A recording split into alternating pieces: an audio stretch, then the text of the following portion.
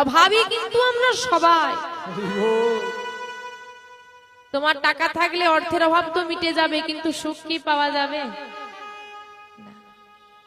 এ জগতে টাকা বড় প্রয়োজন নয় মা, কারণ টাকা দিয়ে সুখ কেনা যায় না। আমরা তো টাকা সঞ্চয় করি কি বাবা, বাবারা তো অনেক রোজগার করে সঞ্চয় করে ব্যাংকে রেখেছেন। বাবা, মৌমাছি ফুল থেকে মধু নিয়ে এসে মৌচাক তো তৈরি করে, কিন্তু মধু ভোগ করতে সে পারে?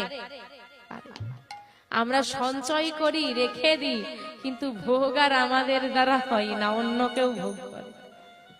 তাই টাকার পিছনে না ছুটে সুখ সঞ্চয় করো, নামের মধ্যে থাকো, সুখে থাকো। বিহারী আজকে বলছে, আমি যদি কৃষ্ণের কাছে চলে যেতে পারি না মা, আমাদের সব অভাব মিটে যাবে।